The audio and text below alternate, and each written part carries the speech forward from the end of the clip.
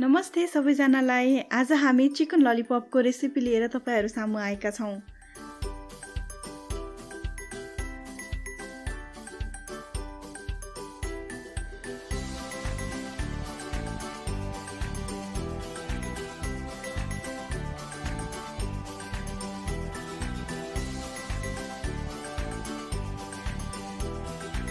कुनै पनि पारिवारिक र साथीभाइसँगको जमघटमा चिकन ललिपप बनाएर स्टार्टरको रूपमा खाँदा एकदमै रमाइलो हुन्छ। यसको लागि युज हुने मसलाहरू घरमा सजिलै उपलब्ध हुन्छ। त्यसको लागि तल डिस्क्रिप्सन बक्समा हेर्नु होला है।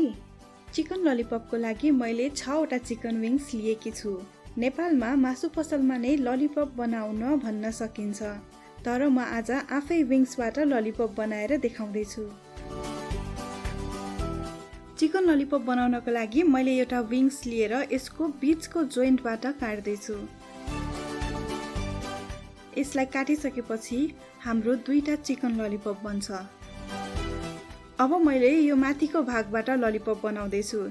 यसका लागि सबैभन्दा माथिको भागबाट सबै मासु काटेर चक्कुको सहायताले मैले त्यहाँ भएको मासु तल तल सार्दै छु।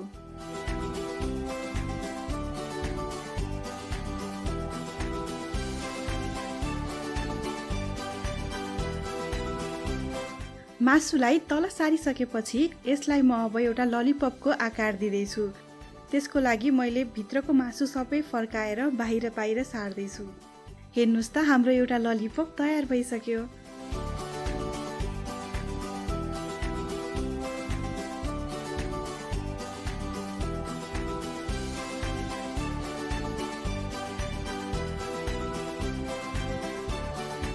अब हामी त्यसै गरी तलपट्टिको विङलेट पार्टलाई लिम है। यसमा 2 वटा हड्डी हुन्छन्। यी 2टा हड्डीको बीचमा मैले थोरै काटेर अघिको जस्तै गरी सबै मासु तल सार्दै छु।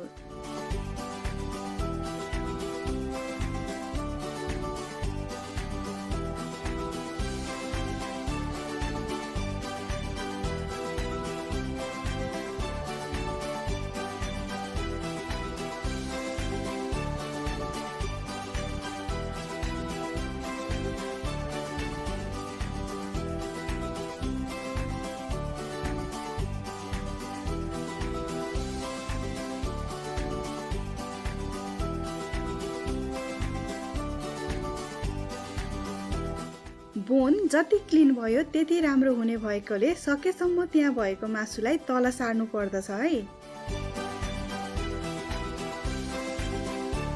त्यसपछि यो सानो चाहिँ हड्डीलाई मैले काटेर निकालेकी छु र यो अर्को हड्डीमा सबै मासु लगेर अघिको जस्तै गरी ललिपपको आकार दिँदैछु है।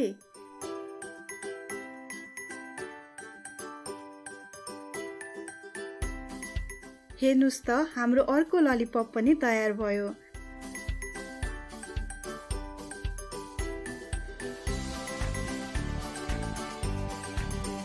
यसै गरी नै मैले मसँग भएको विङ्सबाट सबै ललिपपहरू तयार पारिसकेकी छु।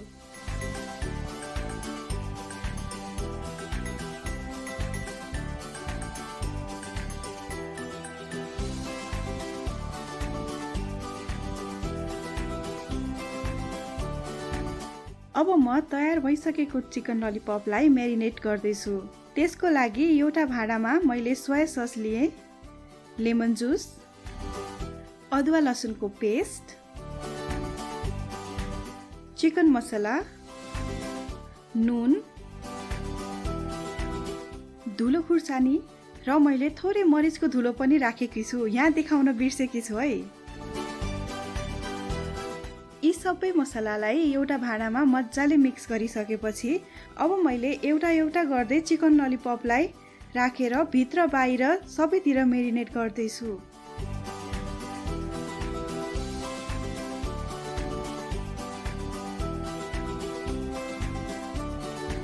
मेरो चिकन ललिपप सबै मेरिनेट भइसकेको छ। अब यसलाई म फ्रिजमा 30 मिनेटको लागि ढाकेर राख्दैछु। अब म यसलाई फ्राई गर्नको लागि ब्याटर तयार गर्दैछु। ब्याटरको लागि मैले एउटा अन्डा लिएकी छु। यसमा 3 टेबलस्पुन जति कर्नफ्लावर र अलिकति काश्मिरी मिर्चको धुलो लिएर मजाले मिक्स गरेकी छु।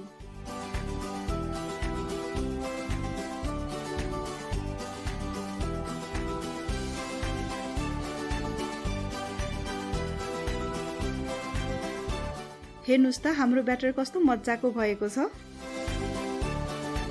अब म यो तयार भएको ब्याटरलाई अघिको चिकनसँग मिक्स गर्दैछु।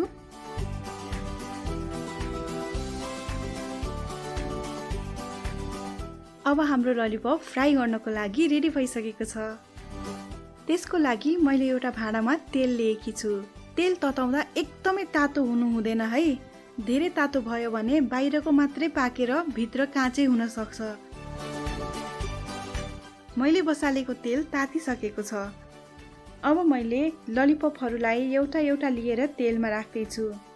यदि हजुरहरूले चिकन म्यारिनेसन गर्दा र ब्याटरमा राखिसकेपछि ललिपपको सेप बिग्रिएको छ भने फेरि लास्टमा फ्राई गर्दाखेरि सुरुको जस्तै गरी यसलाई ललिपपको सेप दिन सकिन्छ। यसलाई फ्राई गर्दाखेरि ठुलो आँचमा नराखिकन मध्यम आँचमा राखेर पकायो भने एकदमै राम्रो हुन्छ। मिडियम हिटमा 8 देखि 10 मिनेटसम्म यसलाई पकाइसकेपछि हाम्रो ललिपप तयार भइसकेको छ।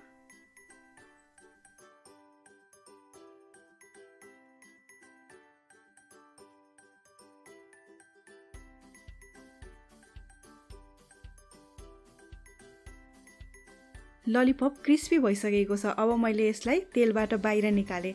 हेर्नुस् त कस्तो राम्रो भएको छ, बजारको जस्तै है।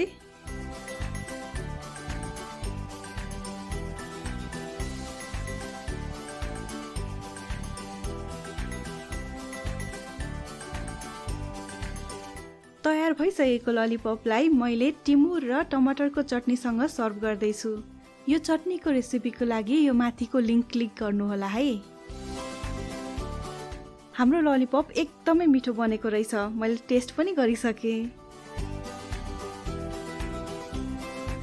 यसका साथै घरमै बसेर मिठो मिठो परिकारहरू बनाएर नयाँ वर्ष मनाउनु होला है। सबैजनालाई ह्याप्पी न्यू इयर।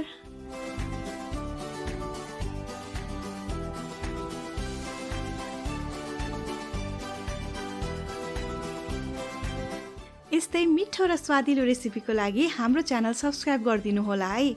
र अरू रेसिपीको लागि बेल आइकन थिच्न नबिर्सनु होला।